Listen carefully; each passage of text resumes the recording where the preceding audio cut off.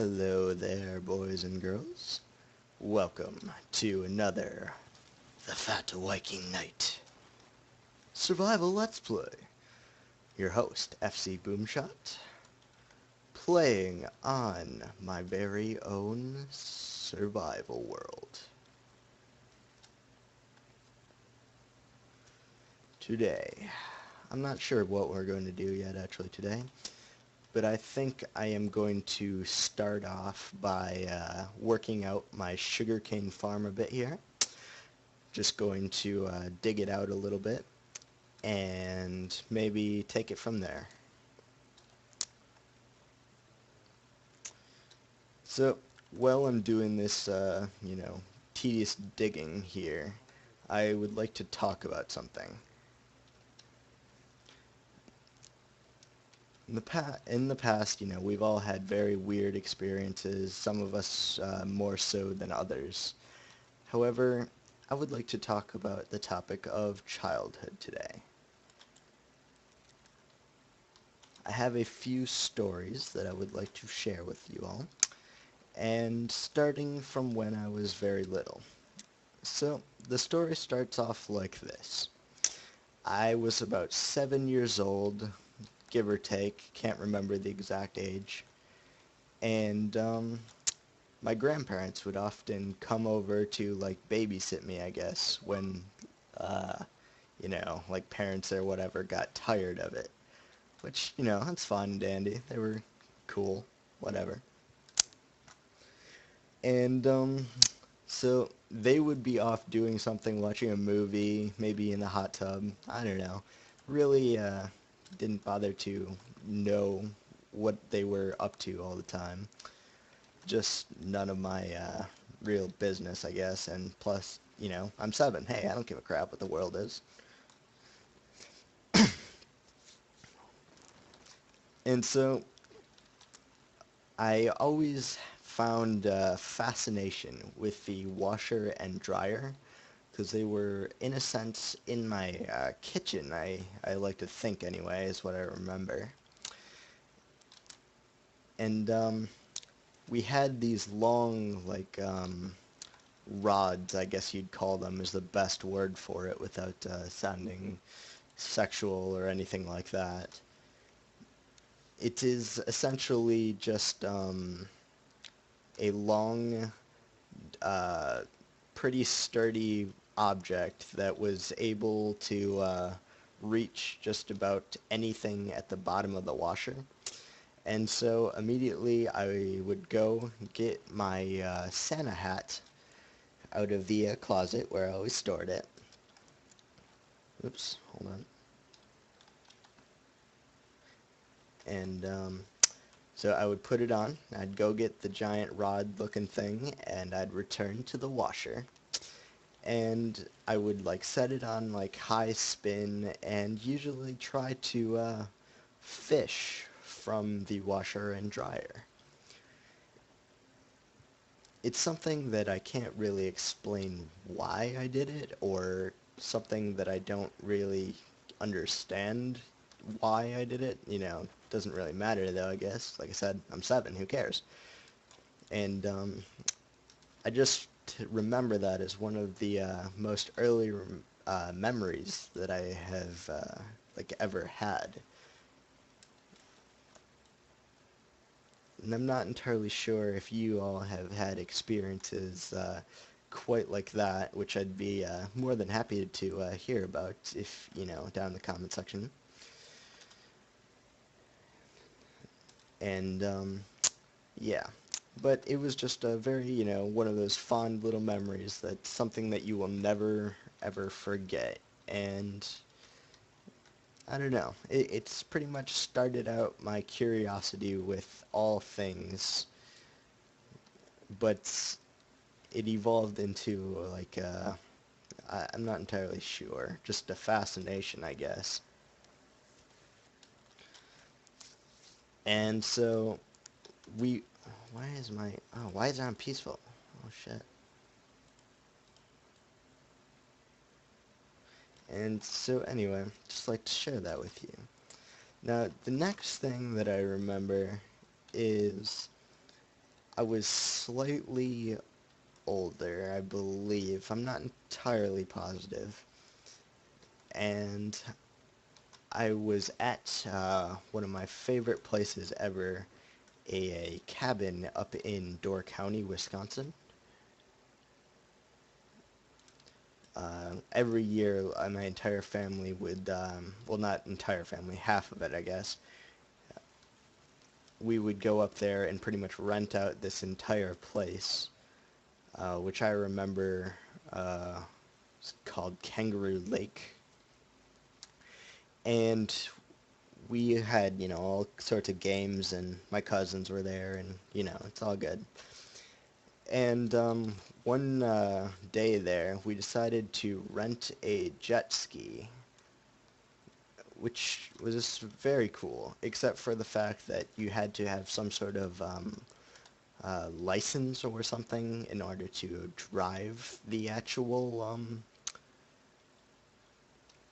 uh, jet ski. There we go, that's the word, couldn't think of it.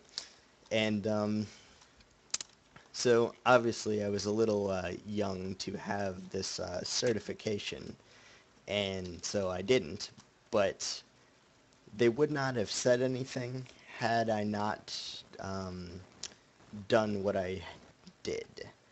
So after watching a couple of my older cousins watch or race around the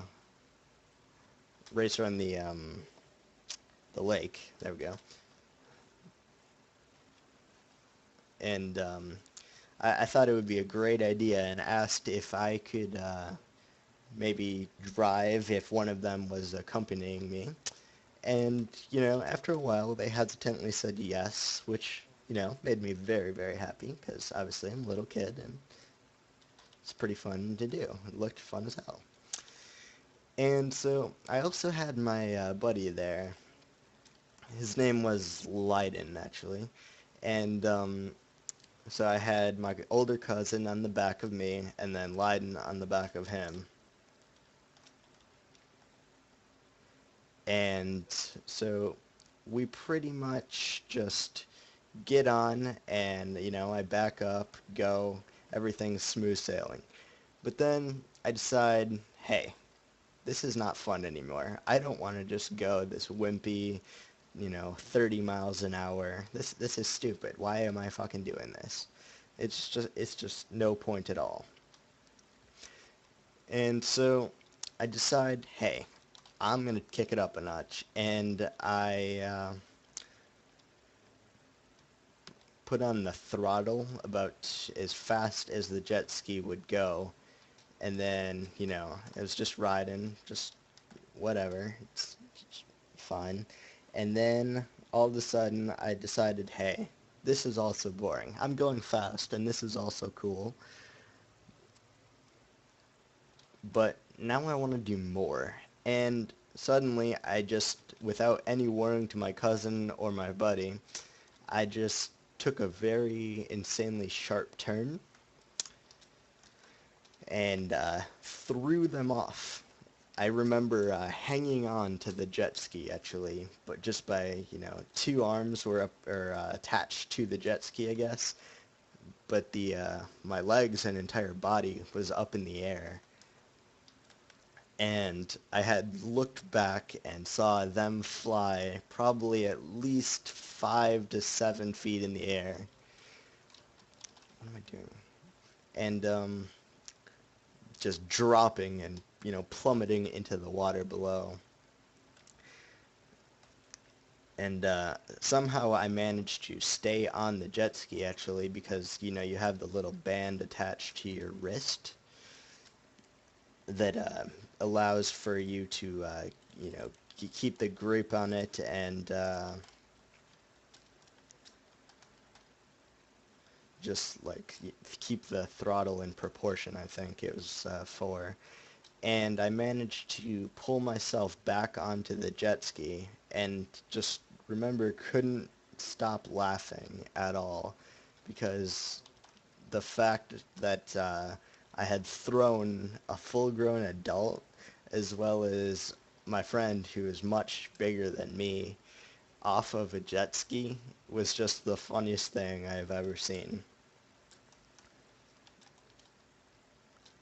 Okay, hold on, I gotta concentrate for a second. Oh, there's mobs down there. Alright. So anyway, the moral of the story, it's very fun to go fast, but,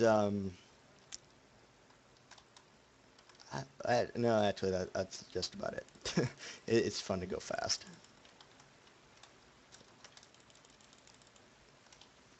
And something I will also remember for a long, long time, because just that image of people flying up into the air and it was my doing that caused it, that's just awesome. And something, I wouldn't recommend doing it, I guess, but I would strongly imply that you try something crazy like that. If you have or haven't, I don't know. Some of you might have similar stories or experiences that you've done to that extent. And it was so, I mean, no one got hurt, so it was okay. And I can definitely laugh at it now because it's over 6, 7 years ago, probably, maybe 8 even. I'm really not entirely sure of when it even took place. But I do remember that even after that experience, they still let me out onto that lake. And I always thought that was a very funny thing because the owners never had changed. They just, they were the same ones through all these years, and even after all that and him seeing this happen, he did eventually let me drive a jet ski on that lake again. Which, it's always a great thing to hear. Hey, you're not banned. Good job. You've succeeded in life. Congratulations. That place, though, is very uh, ambience-oriented, I guess I would call it. Maybe nostalgic. It's like the most peaceful, just all-around tranquil place that I've ever come across. And it's something that I don't know, you just tell your kids, I suppose, and you can share with people knowing that some experiences that you have had were something great for you, something that you wouldn't give up for the world. There's a couple other stories at that place, but I will get to those at a later time. Oh, zombie, don't you fuck with me. Don't do it.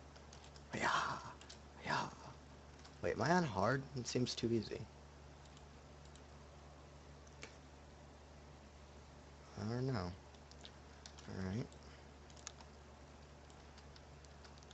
So, what I'm digging out here is my sugarcane room.